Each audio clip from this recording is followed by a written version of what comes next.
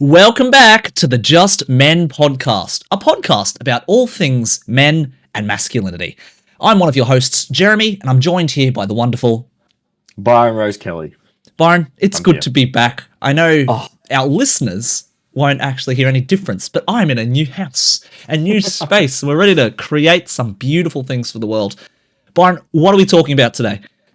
Well, today we are diving into real stories from real people on the real Reddit, because Reddit is real as well. Yes. You know why? Because I came to the realization that fact is actually scarier than fiction. I didn't think these sort of things were real. And now that I'm reading more and more of them, I'm like, holy crap, this actually does take place in the world. So let's shed some light on it, Jeremy. Let's give our take on what the heck we're reading and what people are going through and being like, what do you do differently in your situation? Holy hell. It's crazy because I was just talking to you quite literally just before we started recording today. One of the job that I have part-time, I take calls from the general public about certain things. And there's certain things that you don't think are, that doesn't happen to me. That doesn't happen to anyone I know. Or, you just hear stories about it on Reddit or the internet. But the second that you have a conversation with someone in real life, or even over the phone, just in real time, about those things that happen just on the internet, it really makes you, I don't know, it just hits different. It really just hit me differently when, I was talking to someone who was actually going through it and they were asking for some help. It just made me think, man. It just made me think a little bit. So I think what we're going to talk about today, because mind you, Byron's kind of just looked at the headline. I haven't heard any of these.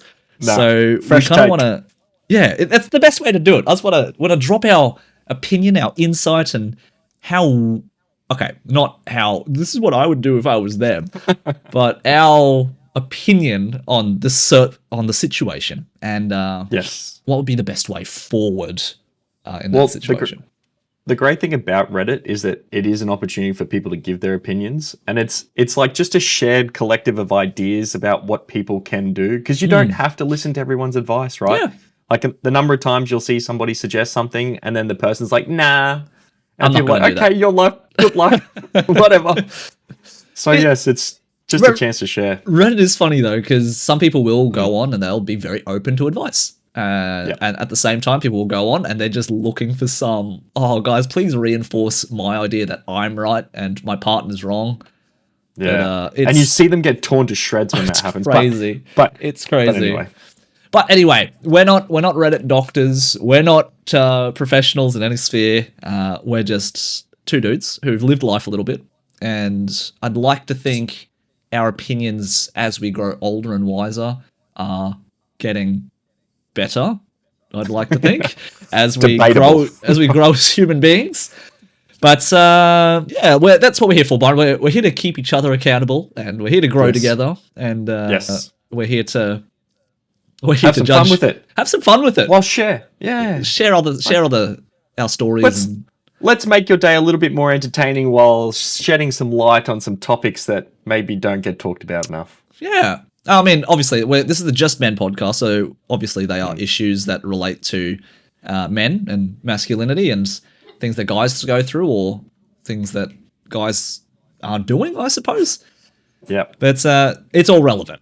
It's all relevant. It is. Anyway, well, let's get into it. Byron, let's jump into it. What's our first story of the day? What do we got?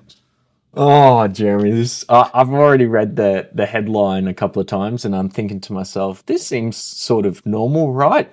Okay. Basically, the husband wants a new truck, okay? He wants to buy a new truck. And the other person in this relationship wants to pay off debt first. So for backstory, my husband wants a new vehicle. It'll end up being over $800 a month with trade-in, that as in the payment. Right. The last new to him vehicle he got was about 8 years ago now. It just sits in the garage because right now he drives a company truck for work. He's been wanting a new vehicle for a while. Nothing truly wrong with the one he has now. He wants to trade it in and get about $6,000 for it. Am I overreacting by wanting to pay off the credit card debt he has first before he drives into another huge bill? Now, I'm going to read you the exchange as well between these people in a second. Okay. Because it's all via text. But Jeremy, tell me, first impression on this. What are you sort of thinking? It's okay. I, to me, personally, like to think I'm practical when it comes to these things. Yes. I don't like having debt. I don't like owing Yeah. people money. So if I had any of those things hanging over my head, I had bills, I had debt, and I had something that was working perfectly fine, that if I was to get something that would take me even further back, personally, I would never do it. If I borrow money from someone, which I don't think I ever have, but if it's like, oh, dude, I'll shout you drinks tonight, I'll pay you back. If it's something like that, I will pay them back like within the next 10 minutes, like as soon as I possibly can, because I hate having debt. I know some people are okay with it, but I know in this case, is it a lot of debts that they're paying off, or is it does it say, or? No, it doesn't seem like it's too much. Like when we get into the details, the credit card doesn't seem like, because it's credit cards that she wants, and it's a she, by the way, it's a male and a female. Okay. So she wants to pay off the credit cards, right? That he has in his name. They're married, right? And so as a result, it's joint debt now. Gotcha. Right? Now, before buying this new truck, like I'm like you, and maybe working at a bank kind of shed some light on, how much people can have a different view with their relationship with money. Some people like, just give me all the things and I'll have it now and then I'll pay for it later. Right. Some people like yourself and like myself, we don't like debt. Right. So you can utilize debt effectively, but some people are probably too tolerant. And want all the shiny things now. So anyway, I feel like there is room for this to work in both directions, right? And it's about communication, how it goes. But let me get into this, because this is great. So essentially, like, they start off with talking about what the repayment's going to be. So I put the wrong interest rate in. It's actually going to be $130, $830 a month. This is from the lady. Yep. And then now the guy, okay, what, $30 more? She laughs. He says, I'm willing to spend $2,000 monthly for house and cars. And then she asks him, what did you have for lunch? And he says, Panda. So I don't know why this is really relevant, but he had takeaway food. Right. She said, I should have guessed. So I'm sensing some tension here straight away. Yep. I think we should pay your credit card off more before buying a truck. An extra $1,000 a month, you'll never pay those cards off. I don't want to end up like my sister. I can help you with them too if you need. But we can't have more snowball anymore. Or we can't have them snowball anymore.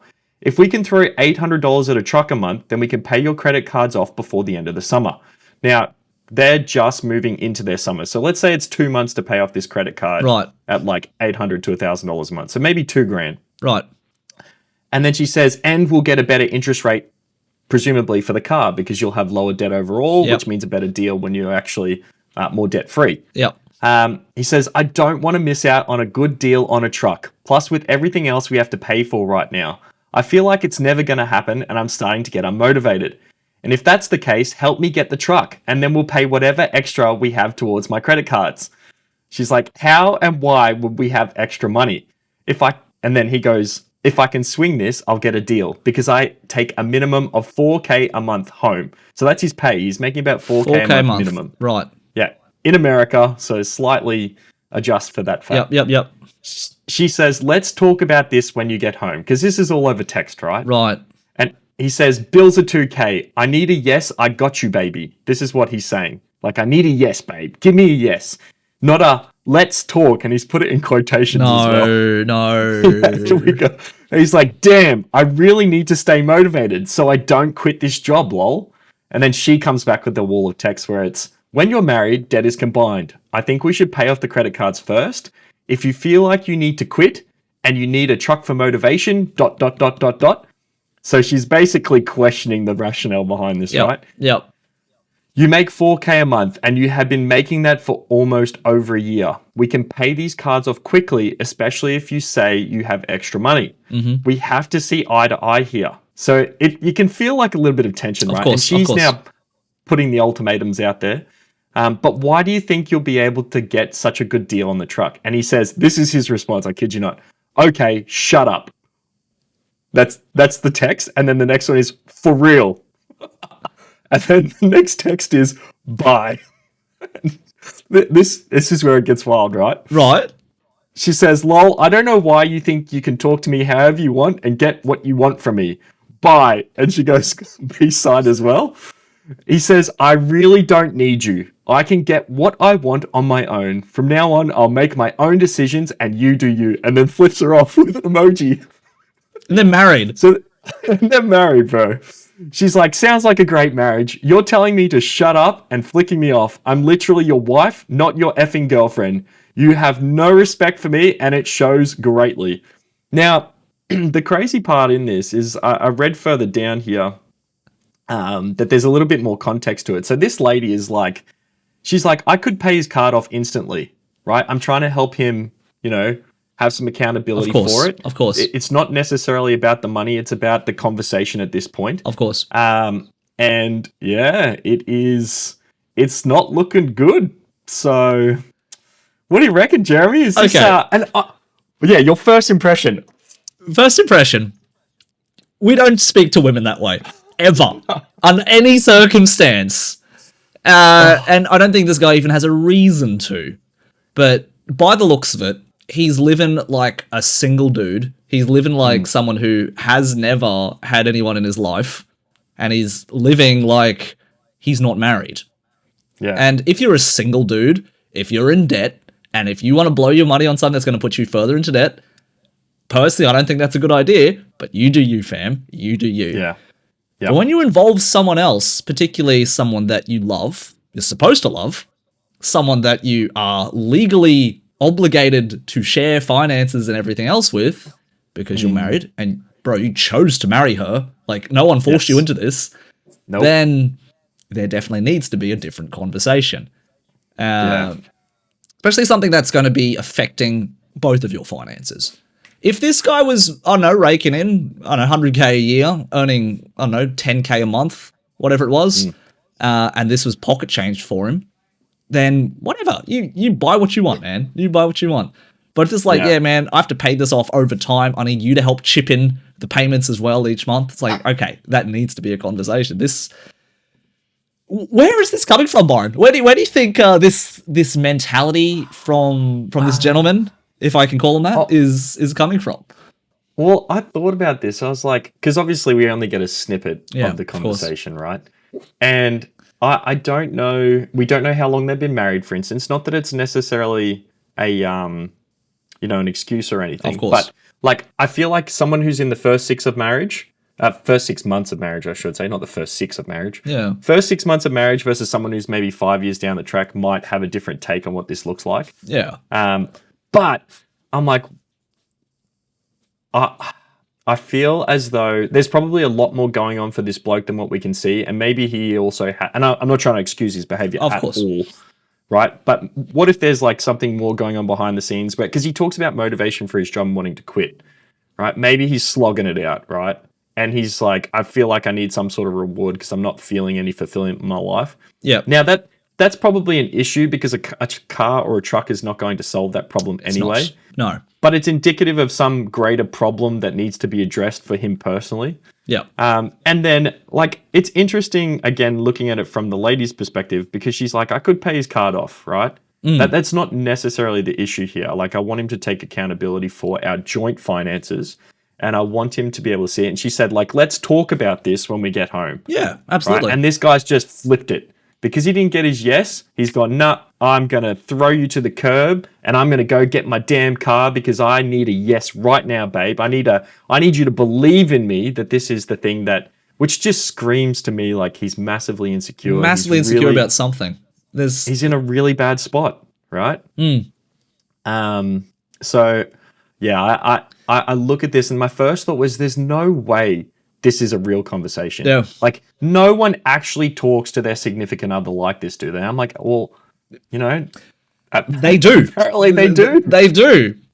Yeah. It's really interesting because it's one of those things where I think it's exactly like you said. There's something else going on here. Maybe he doesn't like his job. He needs to stay motivated for whatever reason. Just on those points alone, well, again, like you said, a truck's not going to make you want to feel more motivated. It's like, it's going to be literally this weight, which you have to pay off by going to your job. Yes. The fact that she said, we've already got a truck, which he doesn't drive because he drives a company car. It's, again, not going to make it help anything.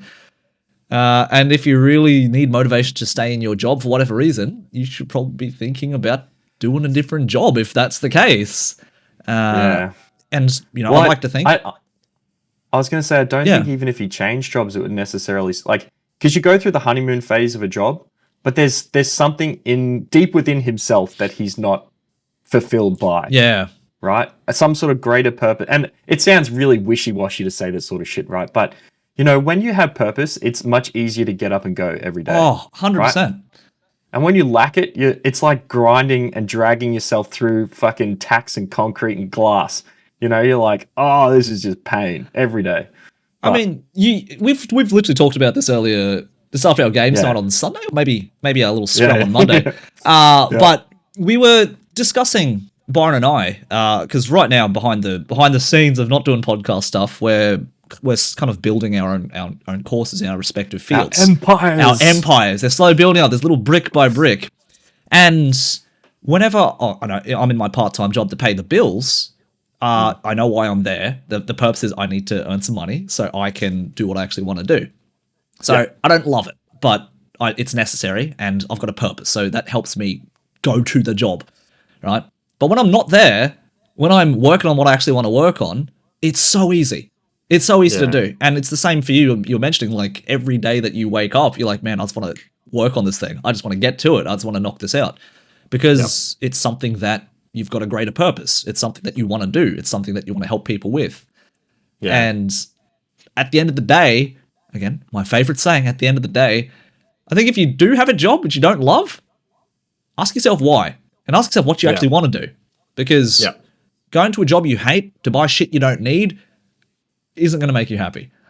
No, and you just get further and further down the track and realize you're still unhappy. Yep. And I always think about people who could go through that sort of cycle, right? And it's really tough because when you're in it, you probably can't identify it. No. But if you were able to stop yourself, like if you're 10 years down the line of working in a job that you hate, you're buying all the crap that you want, you've got massive amounts of debt now because you've never paid it off because you're chasing that shiny thing to make you feel good.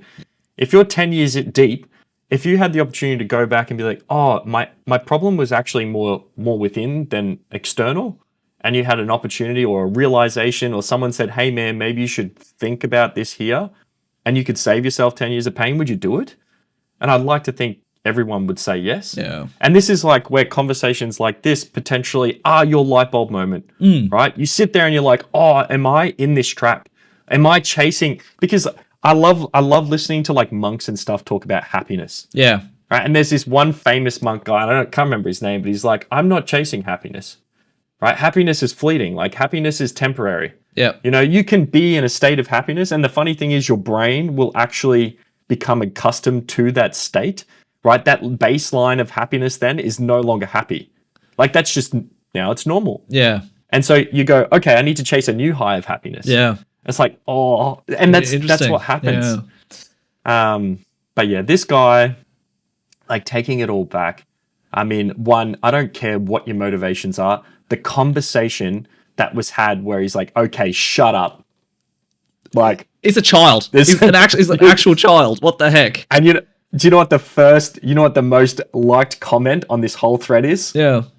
The person said he's acting like a petulant child, and the disrespect towards you when he isn't getting what he wants is appalling, right? And it's liked 5,500 times. That's that speaks words. That speaks worlds, really. Because by the sounds of it, she was hitting him with so much logic. So much logic. That's like, hey, look, you know, we've got stuff to worry about. Come on, let's have an actual discussion about this. Yeah. And he was like, no, I want it now, and I can't persuade you, so shut up. Literally. Like, that's exactly what it is. So, Jeremy, where to from here? Like, in this situation, if I'm a woman, if I was a woman, I'd be like, hell nah, time to look at divorce. Like, because what is potentially going to be the catalyst for this guy to change his behavior? You know, maybe this Reddit's going to help him if he ever sees it. It's like, oh, shit, I've been called out. Maybe I should go to therapy or something. But, like, that's my first reaction, right? Yeah. And obviously, when you're married, you can't just be like, flick it. Yeah. Is there a way for this guy, like, and it's all going to come down to him, right? 100%. Is he going to be open and willing to do the introspection and work and communicate and apologize? Like, apologies don't fix it, but maybe there's an opportunity for him to grow. But how does someone, if you were giving advice to a female friend or a male friend who's had a partner react like this, Yeah. what would you say? What would you say? Whenever there's a big kerfuffle of any kind and it's blatantly obvious who stuffed up, right? The person who stuffed up, they themselves needs to be aware of it. That's the first thing. If they are so arrogant, they are so far up their ass that they refuse to see that they've done anything wrong whatsoever, to me personally, there's no saving it. Like, it's time to think of an exit strategy. The only way that it's possible to salvage something like that is, if there's any way forward, is for that person who is very obviously wrong. I'm not going to say, hey, look, it's a 50-50, depends on your opinion, different story. But in a situation where there's someone who's blatantly being childish, they're wrong, they're arrogant, they are not being considerate, they're being very selfish, they need to see it. If they can see that and they say, I really fucked up.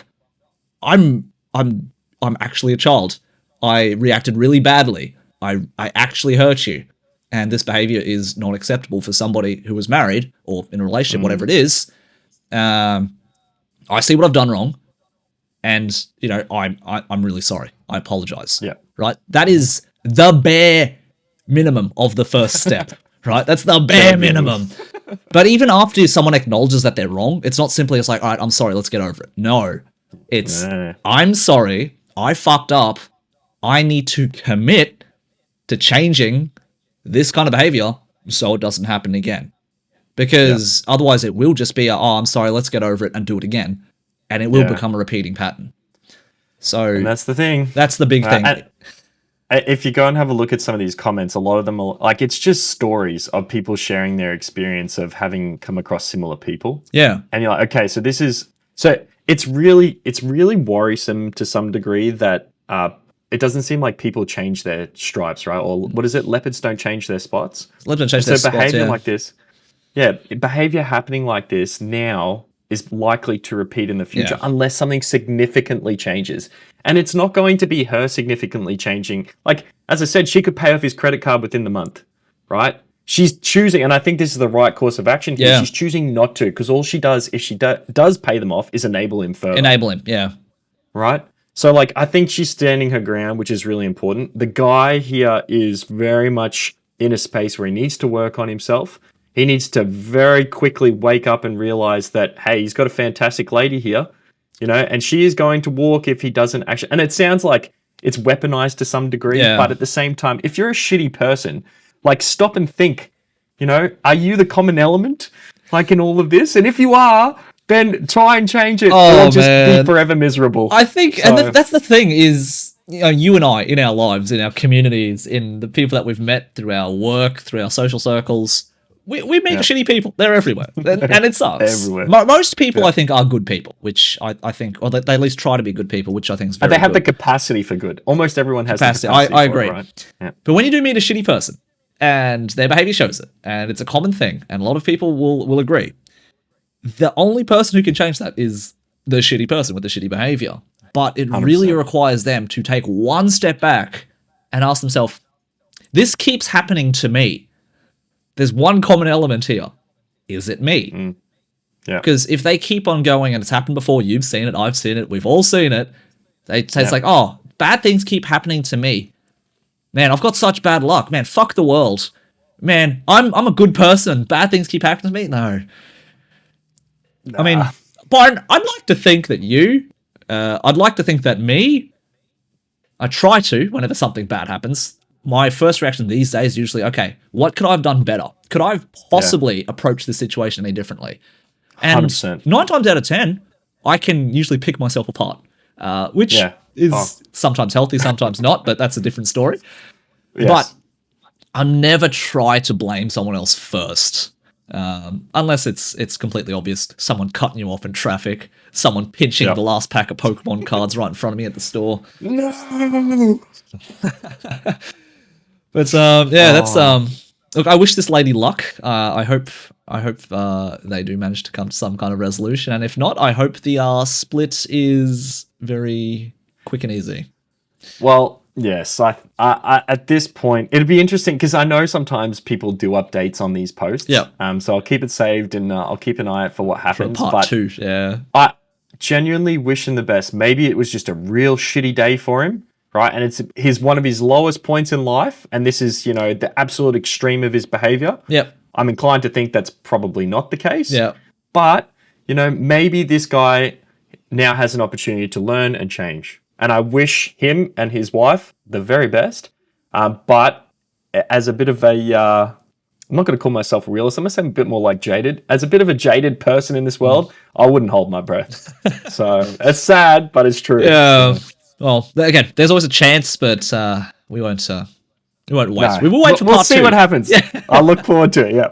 All right. Now, I've got another one for you. All right, let's go. We've kind of talked about some of this stuff in the past. And like this one, I actually don't know if we talked about it specifically, but it'll still be really interesting. So, am I overreacting to so it's a 21-year-old female, my boyfriend who's 24 and male, jokingly calling me ugly? No. Straight away. Straight up, no. We don't even need any extra context, right? No. I was like, oh, I know sometimes people say stuff jokingly, and I've said this to a few people now, that within a joke, there's always an element of truth. I agree. Right? So if someone says something, why are they saying it? Mm-hmm. Right? And my first thought already was like, this guy probably is unhappy. He's trying to keep her down so that she doesn't run away. Yep. She's probably really pretty, all this sort of stuff. And so diminishing her value. But I'll give you a quick little... Yeah, please, give us the full story. Yeah, so for context, he is sick with a cold, and I was calling him to see how he was feeling. We were on FaceTime. I'm not up with the lingo, so I have to interpret sometime. FT for all you youngins. FaceTime. Since we are long distance, and he out of nowhere says he's ugly. And I said, what? And he said it again, he said, hey, ugly. Not he's ugly, hey, ugly. He starts the conversation with hey, ugly, with emphasis. So I hung up on him and didn't answer him when he spam called my phone, and this is the result.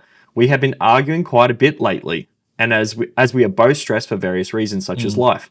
I know he said he was joking, and we do joke, but I never joke about physical appearance or anything like that personally, because I just feel like that kind of thing is a bullying type of behavior. I'm definitely a sensitive person, and he knows that. I can admit that. I don't think anyone should call their significant other ugly even as a joke. He clearly exploded, and I can already imagine what everyone is going to say. Even this person knows. But I just don't understand why he is exploding like this lately, and want to see anonymously if anyone can relate / give advice. I don't know anymore.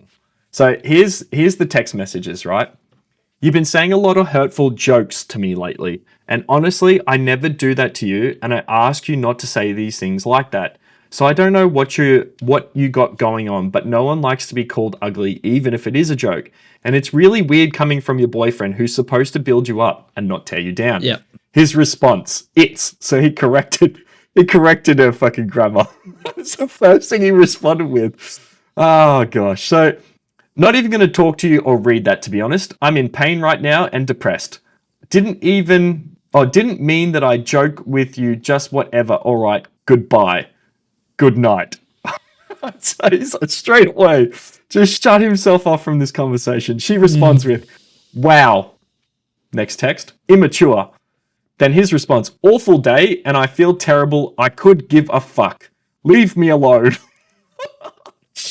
Do I even need to read the rest of this? No, Hold on, it just gets better. Go for it. We're here for a laugh. Okay, I'll give you this one. So he's responded to her wall of text with like a response, right?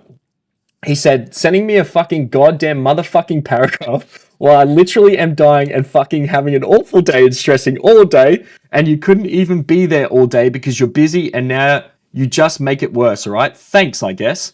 I mean, seriously, fucking stop being so dramatic. All you do is drain me when you do this. Obviously, you're not ugly now. I don't know why the now, but obviously you're not ugly now. Shut up. Oh, obviously you're not ugly now. Shut up.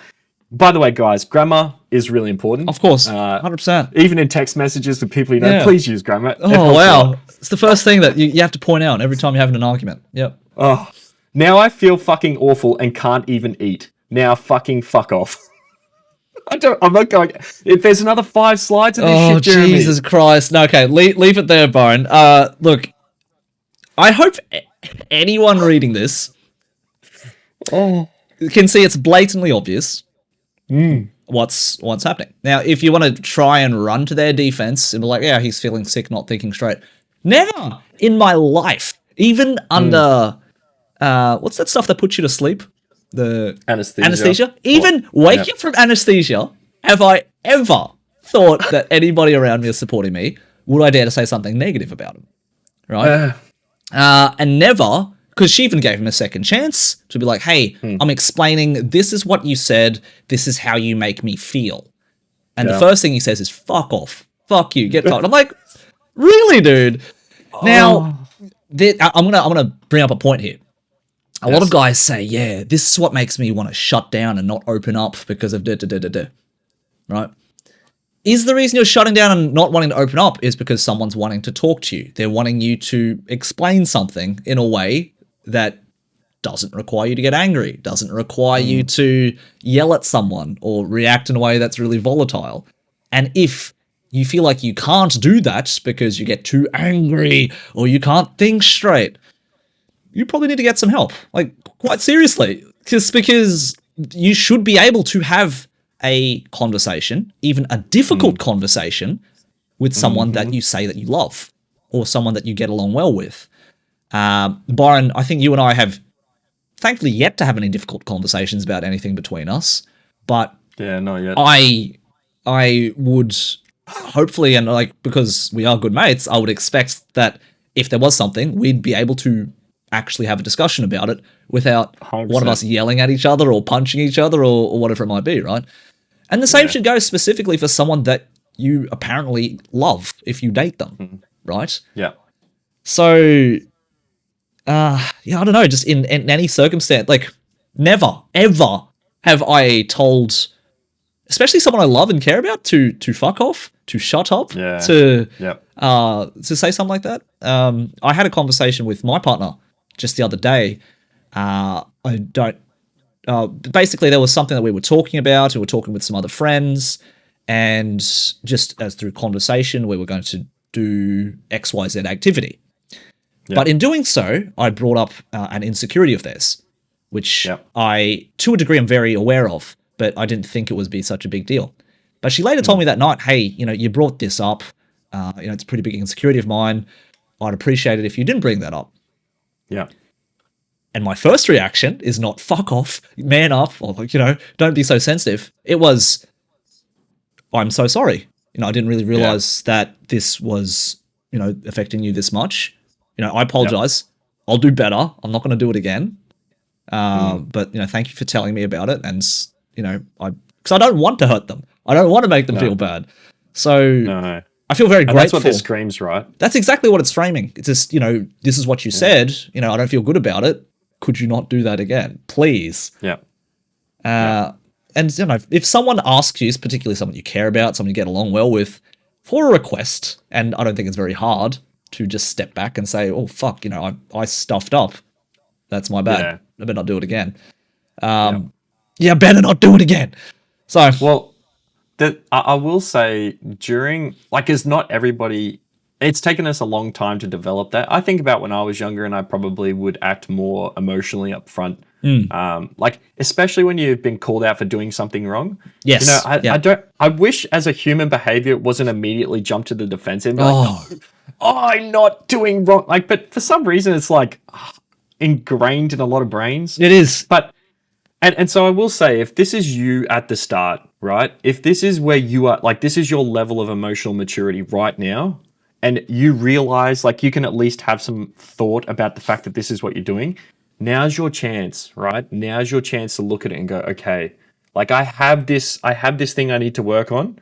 This doesn't have to be me forever, right? I've been a dickhead. I'm making mistakes. This is really bad. It's not a behavior I want to repeat because it hurts people, right? And it hurts the people I care about. And it's going to cost this guy a relationship, undoubtedly. Yeah. Right? Every single piece of advice in this thread is leave this guy right now, right?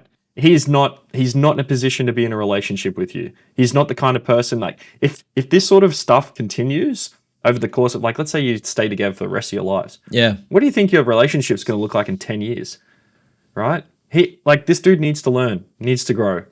Okay, now if she wants to stick around and support him through that, she better make sure he's on track learning. Yeah. But now you're just better. babysitting someone. Yeah. But now you're just going to babysit this guy, which is like, I mean, it's a horrible thing to do. And it doesn't make him a horrible person. It just makes him a really shitty partner. Because she's going to become like his mum at that point in time. It's like, oh, you're doing the bad thing again. No. Yep. So, I mean, if you have experiences like this, as you know, on either side of the coin, yeah, of course, you've experienced it directed at you, or experiencing it because you're doing it. Like you can change it. You don't, and you will grow, provided that you want to grow. Yeah, it's absolutely. about acknowledging that you do it. So, I really like the point that you bring up. Actually, is like, what can you learn from this? What can I learn from this? Right. But one thing I just want to add on, because everything you said, perfect. Byron, I like your analytical skills in this part. But I just thought about it as well, because there might be someone listening in here too, thinking, oh, well, my girlfriend does that. What do I do? Do I just take it? Do I just take this kind of thing? It works both ways. Whether you're a guy or a girl in a relationship and you're dating a guy or a girl, it doesn't even matter. If you are with somebody who is volatile when you bring something up, you know, just like we mentioned before, and it's very obvious who's wrong, very obvious who's being treated poorly, the first thing that should be seen is someone needs to apologize. Someone needs to see who is absolutely not doing well here. And it should come from the person who stuffed up. If they choose to learn from it, they want to commit to growing from it, excellent. If you want to be there to guide them, excellent. That's great. There's a path forward. But if, you know, something like this is a repeated thing and it keeps happening, whether you're a guy or the girl in the relationship, and you're dating a guy or a girl, doesn't matter. You can choose to say, well, you know, you've treated me like this. I'm not going to put up with it. And you can choose to walk away and move on. So it doesn't have to be exclusively just for guys who are the aggressor, because the guys can also be on the receiving end of this kind of treatment as well. So, but under no circumstances, regardless of what the conversation goes like, even if your partner is throwing stuff at you, be the bigger person. If they're throwing that at you and they're saying, oh, fuck you, do this, do that, and it's like, look, I'm not going to take this kind of treatment from you or anybody. I think we should probably go our separate ways. There's no need to just, you know, throw it back harder and, you know, insult them as well with something, because that's just dragging the conversation down. No. And, you know, I saw a different thing entirely recently, just when you talk about walking away and stuff. And this guy, he was like 19, and he's like, basically it boiled down to, should I leave my girlfriend? Yeah. And everyone's like, dude, the behavior that she's displaying is not okay. Yeah. Right? You're 19. I know, because one of the things he kept talking about is, I feel like I've invested so much time and energy and effort into this relationship. And someone said, dude, sunk cost fallacy. It doesn't matter what you put in already. Yeah. Like, the fact of the matter is, there's probably not a relationship there worth saving. And you're 19. And even if you're 39, it's like, why? Like, just because, you know, of a time fact, like, I don't know if people just get really worried that they'll never find someone else again, but staying in a shitty relationship is not the answer, right? You're better off being alone. I have been alone, and I'm currently in a very happy relationship, right? Yeah. But so I've seen both, or I feel like I've seen both. Being alone is not the end of the world. It's really not, right? It's not. And the thing about being alone is you can go create opportunities to meet new people, right? Like you've talked about so much. And guys, if you really are struggling with it, talk to Jeremy, for God's sake. Like, the man will help you. I can help you. Yeah, it's what you do for a living. But little plug, okay? If you are a guy who is struggling to make connections, you can't even talk to people, you can't start conversations because you're introverted, you're too nerdy, you're too geeky, you think you're ugly, whatever it is, I've been there. Okay, you might think, well, you're good looking. You see me. No, I've been called creepy. I've been called ugly. I've been called everything under the sun, and life is very different now. Okay, I've done the work. I've put it in, and I now help people who used to be like me in that position to get out of that. So there is a way forward. It doesn't even have to be through me. Okay, but this is one option. If you are someone who's struggling, you're a guy. Have a chat. Get in touch with us. we can talk about it, and there is a way forward. Okay. Yep. But Yeah. on that note, Byron, yes, Yes.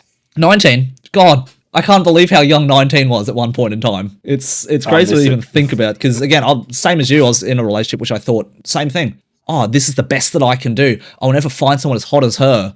You know, I've invested years into this relationship, and you know, X number of dollars and X number of time. And I hate when people say those 5 years or those 10 years, whatever it was a waste of my life. No, it was not a waste of your life, because what is life but just experiencing things in the world? That's it. Whether you had 10 years of good things, 10 years of bad things, 10 years of up and down things, that's part of life, because it means that after those 10 years of, you know, you finish that relationship, you know what bad looks like. Hopefully you know what good looks like. Do you know what being alone looks like? Learn these things. So the next time you do find someone who you meet, you get along well with, you'll know, oh, that's a red flag. I'm not going to entertain that. It's like, oh, wow, that's really impressive. I want to find out more about them. You're going to learn so much. You're going to be a bigger, wiser person, and you're going to know how to approach any new relationship that you enter going forward, because you're 10 years wiser. Exactly. Yep. And it's okay, guys, but we have touched on relationships a few times. We have.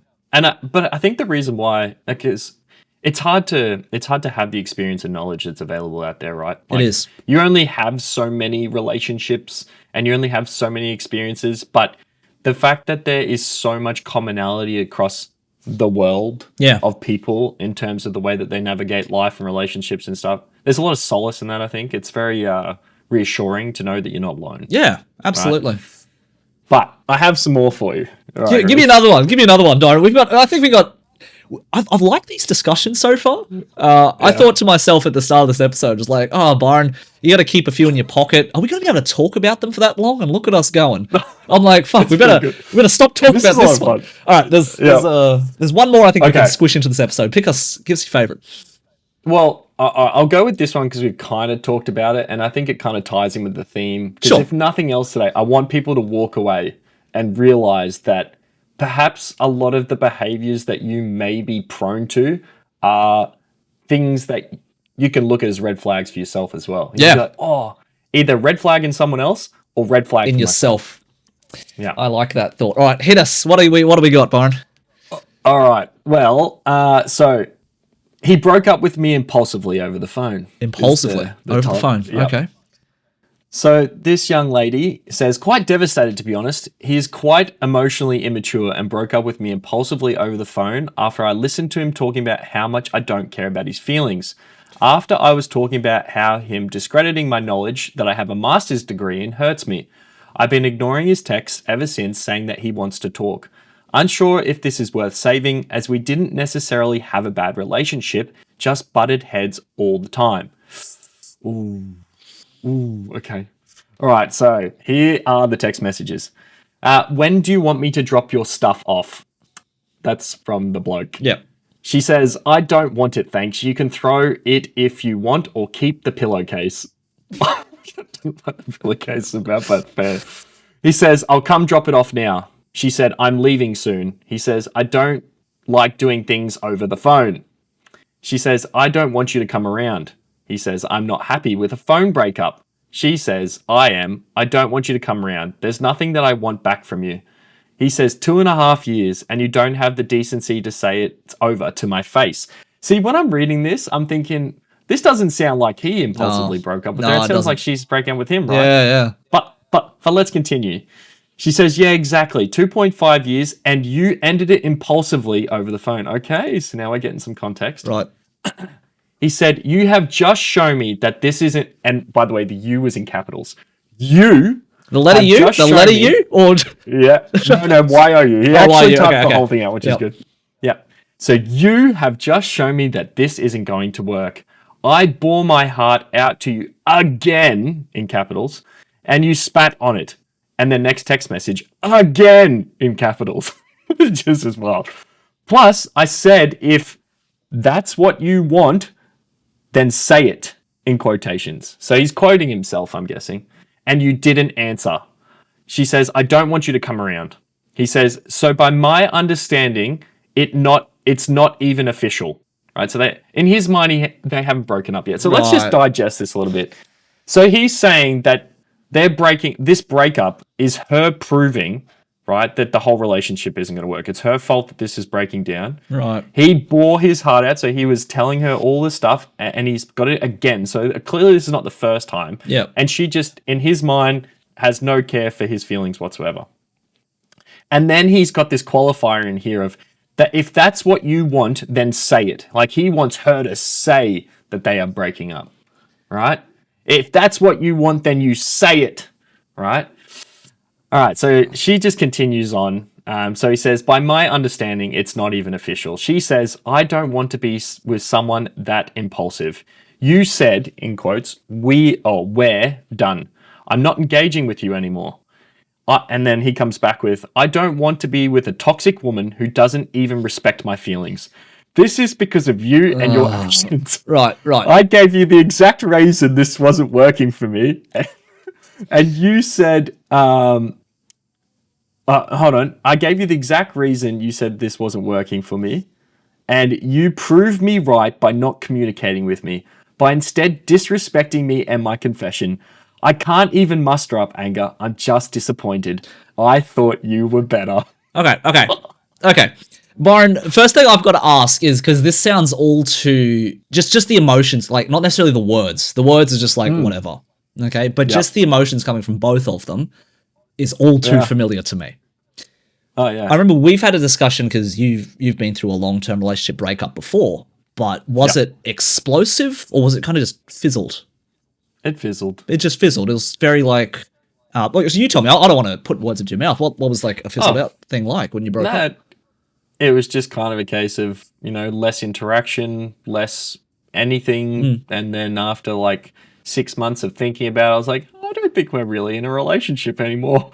Maybe we should talk about this. And then we talked about it and we both were like, yeah, I kind of felt like this was coming. Like, yeah.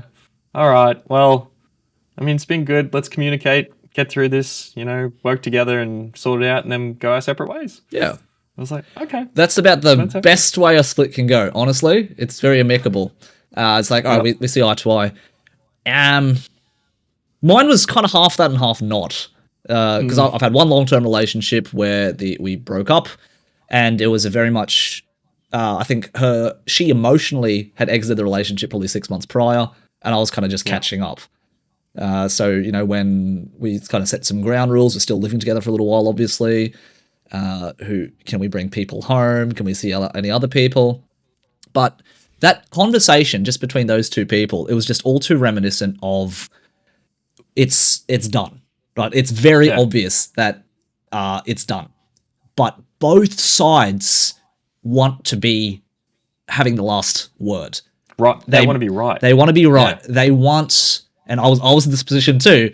We want them to realize the error of their ways. I want them to realize how much they've hurt me and how much they were wrong and how much of a bad person they were.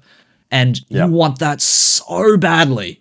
You want that so badly before you leave. It's like, wow, they realize how good I was and how good they had it with me. And now that they realize that, I can walk away knowing how bad they feel about it. Because that's going to make you feel better, apparently. Right? Supposedly. And as much as it hurt, as much as it sucked, as much as it was like very fucking rough, 6-12 months, I'm so glad I went through that process. I'm so glad, because I very much had to learn exactly that as much as I want them to realize, how hard I tried for them, how much money I spent on them, how much time I put into this thing, how much I isolated myself from my friends, which is unhealthy, don't do that, to try and make this relationship work. And I want them to see that and admit it to my face and make me feel better. It never happened. And it was never going to happen. And the best thing that you can do, and I can see where the girl was trying to just put some distance between both of them, but obviously, she kept like, oh, he said that. That pushed my button. I'm going to lash out one more time. Yeah. She was trying to look, I don't want to talk to you anymore. Like, just dump it and just leave it. And I can definitely see where people, you might think it's childish or whatever, but if something is finished, Because a relationship needs two people to work. We both need to interact. And if one person's putting the effort, one person's not, you might as well consider that over, as far as I'm concerned. But when someone says, okay, we're finished, dump my stuff, I don't care about it, I'm not talking to you anymore, I'm going to block your number. You might think it's childish, but at the end of the day, sometimes that is quite literally the best thing you can do to prevent any more firepower just going back and forth, because a lot of it is going to be empty words. Oh, yeah. Right? And that's what this guy's like firing out here. Yeah. Like that, because it's now gone to the point where he's attacking her personally, right? Yeah. He's attacking her character. He's attacking everything. In my head, I often think to myself, if you really cared for a person, you didn't want the relationship to end, why go on the offensive and like attack them? How does that help keep the relationship going? Ever. It doesn't. Like, it's not gonna be like, yeah, I was gonna say, it's like, Byron, like, you said these bad things about me, and you were never nice to me, and fuck you. I still want to date you, but fuck you. Like, and you're like, wow. Jeremy, you're a smelly piece of poo, and you should realize that you're a piece of poo and how not piece of poo I am, and therefore you should love me more. Oh, no, you're right. You know what? I am a piece of poo and I want to date you again. Like, no, it's nobody You're ever. damn right. What the hell? But it's so common, right? Like, again, I the first time I started reading these things, I was like, there's no way these are real conversations, right? There's no way this is actually taking place. And now, I'm not going to say he's completely at fault here. I'm not going to say she's completely innocent here, right? Because like you said, a relationship goes two ways. Now, the way we only see these text messages, which paints, and I'm always really cautious of this, people only ever show the context that paints them in a good light. Of course. Right? They only ever give you the... Because for all we know, right, that where he's poured his heart out and he's like, oh, you know, this is my life and these are my feelings and I'm opening up to, and she's turning around and going, don't be such a pussy. Yeah. Like, don't be such a man, baby. Harden up, will you? And I'm not saying she did, by the way. But my point is, like, we don't know what context. We don't know the full context. But it doesn't excuse his behavior. No, not at all. And this is the point. Like, if you're someone who, like we talked about earlier, your emotional triggers get hit and you're like instant turns into the Hulk. Oh, you got some work to do. And just on that note too, like, say for example, there was someone saying, hey, yeah, you're a man, baby, harden up, blah, blah, blah, blah. There's two aspects to this, to me personally. Number one, when you poured your heart out to them, like we've talked about in a previous episode, did you go from, oh, this is a nice relationship, we're dating, this is cute, we're just kind of getting to know each other. Also, by the way, trauma. It's like, whoa, too much. Too much trauma. Too much at one time. Remember, open up slowly, 0 to 10, 10 to 20, 20 to 30. That's the way that you open up to someone bit by bit. However, if he did that, maybe he did go 0 to 10, 10 to 20, 20 to 30, and she was like, you're a man, baby, harden up, you know, be a man. As a guy, have some self-respect as well, and be like, oh, well, I thought, oh, this is something very gentle and very light, and if that's the way you treat me when I try to open up about something, I don't think this is going to work out. Yeah. I was just gonna ask, with these sort of situations, because obviously we see text, right? Yeah, we don't have the whole picture, obviously. Yeah. No. But my question sort of is more in line with, a lot of stuff seems to happen over the phone. Yeah. Now it's because it's easy to capture, but is one of the strategies, if you feel kind of bad about this stuff and you're in a relationship with someone, should you be trying to talk to them about it in person? Like, is it an in-person conversation where you can kind of gauge it, or because like it's so easy to be mad at a phone screen. It is. Right. But when you see someone visibly upset in front of you, like I've done it before where like we've gotten into a bit of a conversation, my partner and I, and I'm like, oh shit. Oh no, I've gone. I feel bad now. I do believe personally that 99% of important conversations should be done in person, and if not in person, it should be done over the phone, like a phone call. I very rarely believe that a text message is going to be the best way forward for a very difficult conversation. I said 99% of the time. Yeah. The one example I can think of is I've got a friend from overseas who I was quite close to, quite intimate with, but for various reasons, it just was not going to work out. And we've kind of had conversations back and forth several times about this exact topic. But at the end of the day, it was not going to work out. So this is one time I did send a message saying, look, we've talked about this already. This can't work. I'm sorry. This is a possible way forward if you're interested. They sent back another message saying like, look, this sucks. Blah, blah, blah, blah, blah, for one reason or another. There were some things that were swung at me, but again, that was one way that I was just choosing, like, I'm not going to entertain this because I kind of knew where it was going. But to that note, 99% of difficult conversations should be in person, and if it's not in person, over the phone, especially if you don't feel safe for whatever reason. Over the phone. I was thinking about that component, right? Yeah, especially if you have an emotionally immature and impulsive boyfriend like this. Then it's probably not the best. But I when you mentioned that, Byron, it's now that I'm thinking about it, when does stuff like unfortunately, people become stalkers or predators or domestic violence and all that kind of stuff happens. I do honestly believe it's because it's either difficult to exit a relationship or someone wants to get back together with somebody, but saying, look, I'm not going to entertain this. And they just cannot take the L to move on. Because they're like, no, they need to know that I was right, that I did all these things for them. And it gets obsessive. But man, breakups, I think that's going to be a whole episode in itself at one stage because it's it's a very tricky thing to navigate. Very tricky to navigate.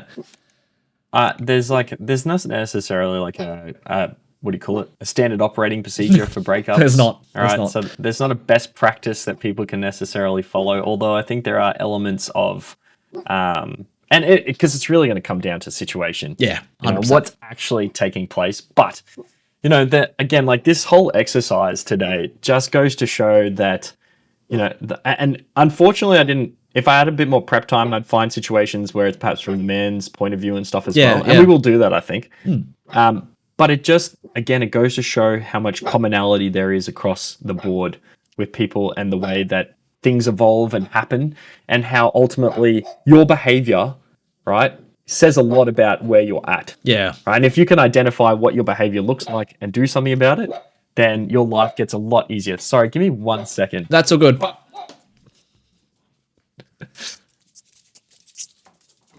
Ouch. You're barking too much. Oh, my days. Yeah, that's all right. It just got too much. Oh, dear. Oh, okay. Anyway. But there you go. Emotionally mature dog. Even dogs learn. That's fun. Yeah.